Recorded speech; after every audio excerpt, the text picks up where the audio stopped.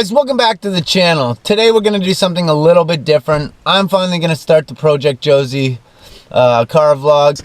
I own a Mark 4 Jetta and I own Mark 3 Golf. Some of you might know. My Jetta is, yeah, my daily, but it also is a project car. In this video, that's what we're going to show you today. I also have a Mark 3 Golf with a bunch of goodies in it and a bunch of goodies being put into it sometime this summer. So we're going to do a walkthrough of that car on a different day.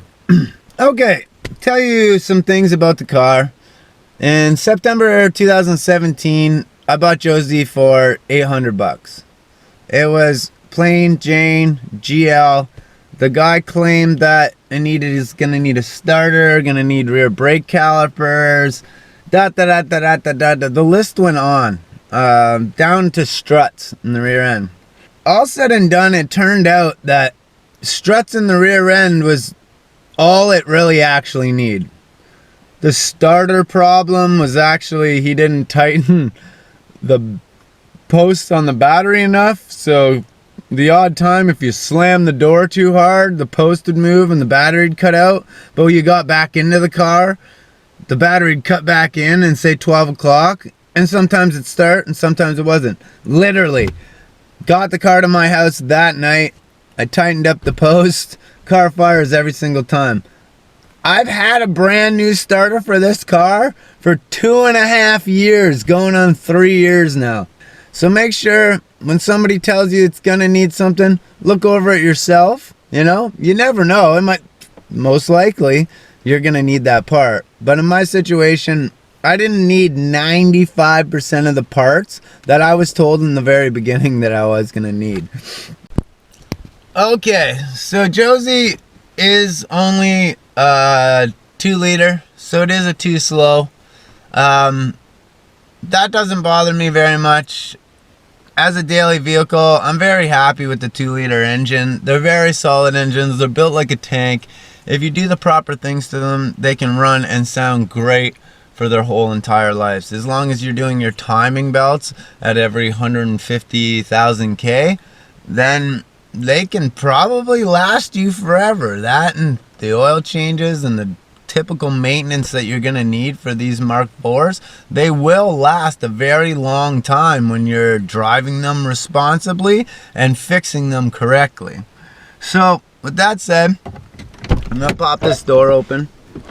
So we're gonna do a little quick start up here. So that's cold as hell nonetheless.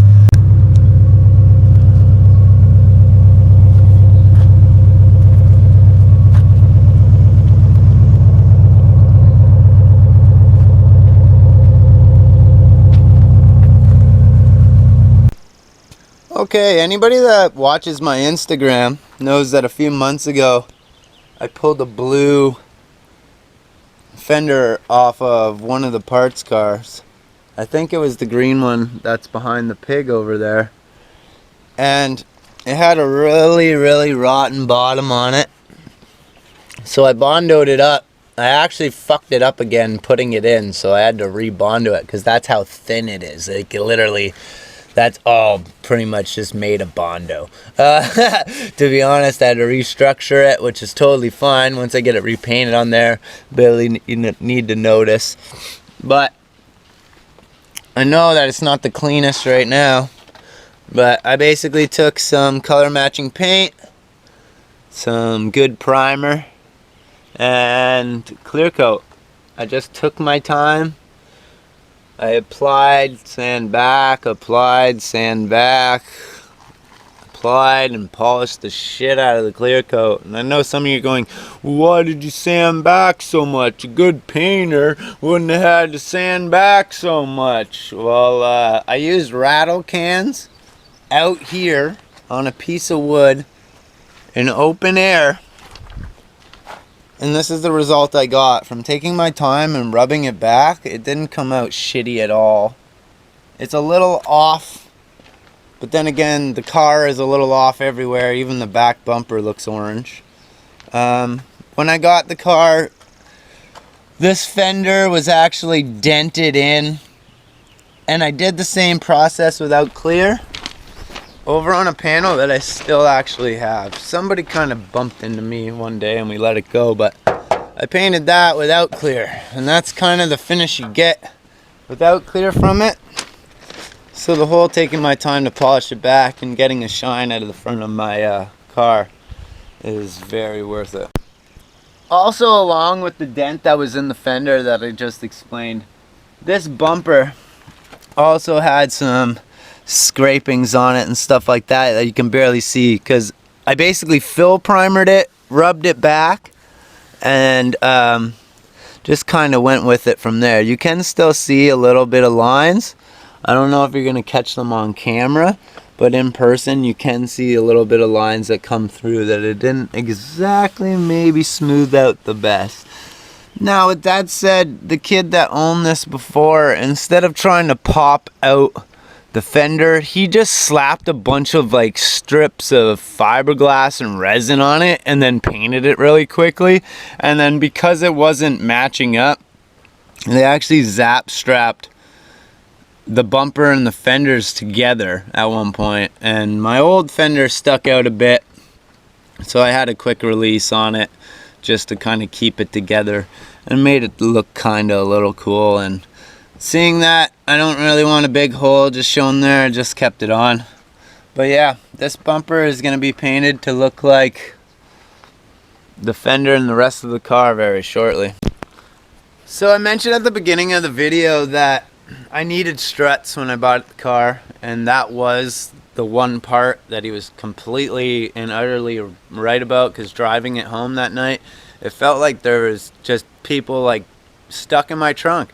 Any bump, like the little smallest minuscule bump, it just, you could feel it in the back end. The car jiggled and danced around corners. It was actually kind of fun to drive just because it took a little bit of skill. So looking up OEM struts and then looking up like some decent eBay A to B daily use coilovers, nothing for the track, I realized they're along the same prices. So I took a risk and went with a company called Euro Collective. There was two reviews at the time on the internet about this company, and both of them said they were surprised how well they worked. So I said, fuck it. I spent the $450 at the time. I bought the coilovers. We're 2.5 years later, and I still love them. Yeah, they're not track coilovers. They're not STs like what's in the Golf. You can really feel that. But they work. I got the ride height that I wanted. My car handles so much better in the corners than OEM struts. And I'm happy.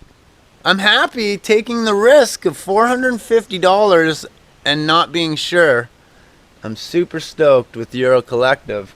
And it's gave me quite a nice stance in the back end, quite a nice stance in the front. But that's also with adding inch spacers on my really skinny small 17.7s that come from a Scion FRS.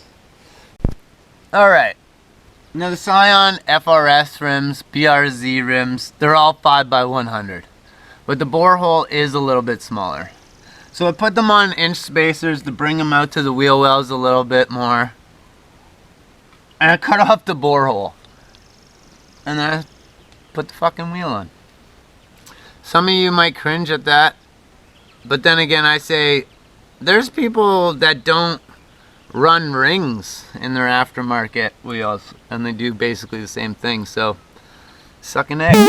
With that said, in the front, I just got 20 mil spacers because it would have pushed it out too far, especially with the new tire size I went with.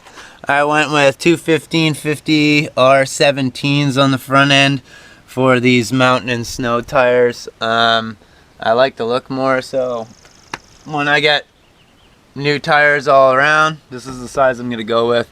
That way I don't have so much of that ugly bump out.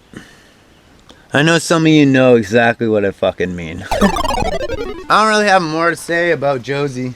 To be honest, it's pretty simple little daily. It looks a lot prettier than it really is, just because I took the time to take a car and rescue it, per se. Some people rescue dogs and cats. I rescued a couple Volkswagens. So yeah, that's about my episode for this one. I don't have much to say about this car other than I'm in complete and utter love. The next time you see this car, we're going to be slapping leather seats in it from the Silver Bullet. I absolutely love this car. It's nothing special. Believe me, I know that, but it's the best daily I've ever had. It never steers me wrong. I hope you guys didn't get too bored with this episode. I know it's a little hard when we're not doing stuff with a little bit more action in it and stuff like that. But it is starting to rain. I got to go to work and then within the next hour and a half. So I'm going to take this as be safe, stay cute, and we'll catch you in another video.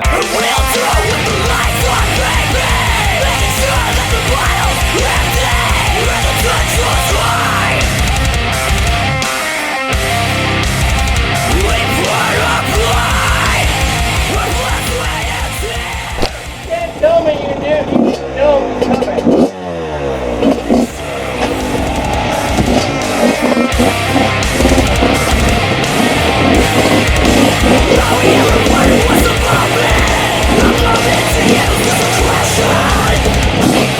What's up to you?